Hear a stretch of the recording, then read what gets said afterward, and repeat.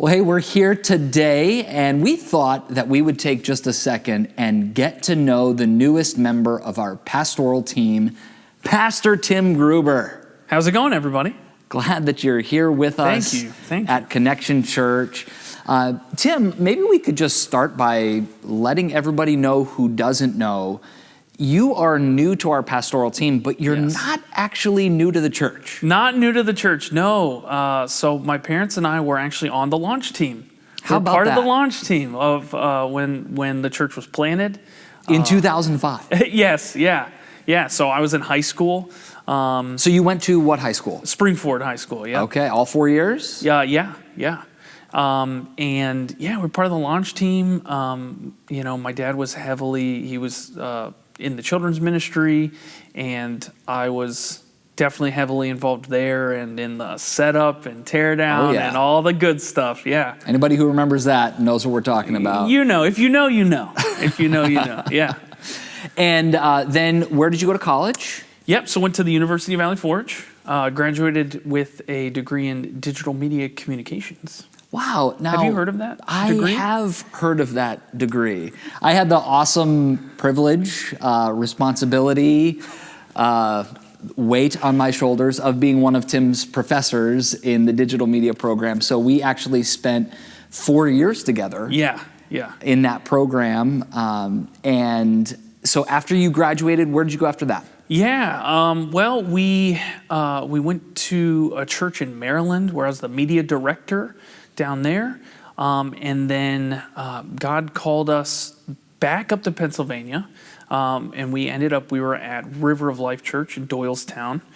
So you've actually spent a significant amount of time in this area. Yeah. I was talking to somebody the other day who was asking, so okay, you grew up in a few places, like where are you from? Do you feel like you... And I said, well, I used to say I feel like I'm from Minnesota. Because you were there up until you moved here. I was there kindergarten through 7th grade. Yeah. So I really felt like that I grew up in Minnesota. But the more I think about it, I think I'm just from Pennsylvania now. Yeah, I think I lived long enough in Pennsylvania that this is, PA is the place. And you were at River of Life in Doylestown for 6 years? A little over 6 years, yep. And most recently, you're coming to us from South Carolina. Yes, where the weather is much warmer all the time. It never gets too cold. It's always very warm. Maybe it was a little too warm, but... Well, and now you're back. So, yes, yeah. We are so blessed. We're so pumped to be a part of the team, a part of the church family here. The church already feels like home. It already feels like family, because of our history, our roots here. And so, it's definitely it's wild. It's pretty wild. You've been married for how many years? Trick question. Ask me this, Dan? Almost 13 years. Wow, almost 13 years. Yeah.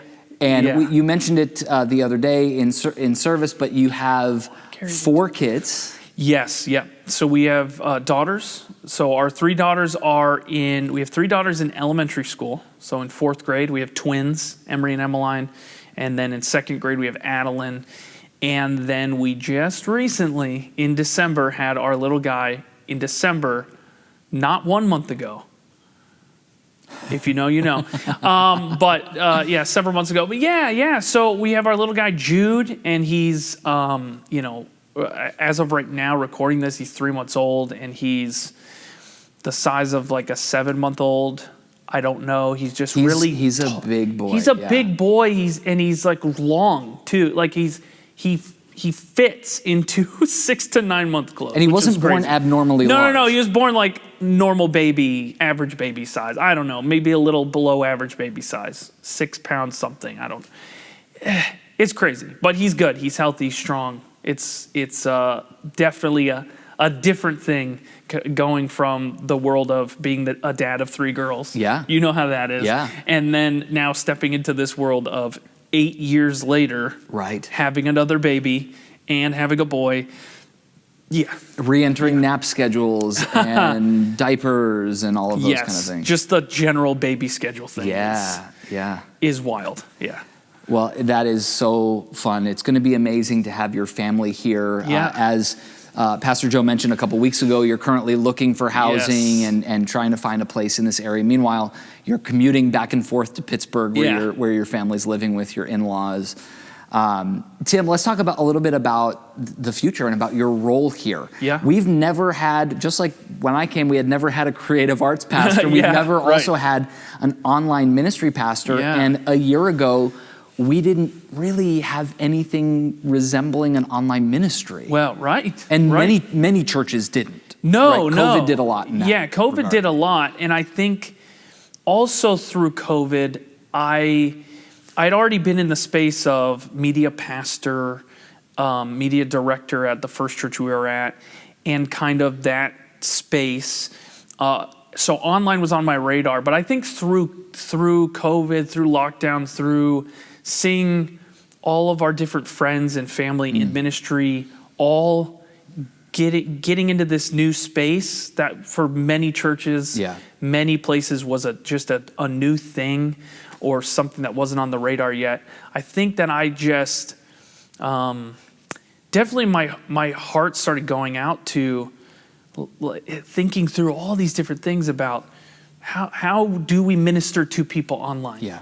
How do we reach the lost online? How do we build community online?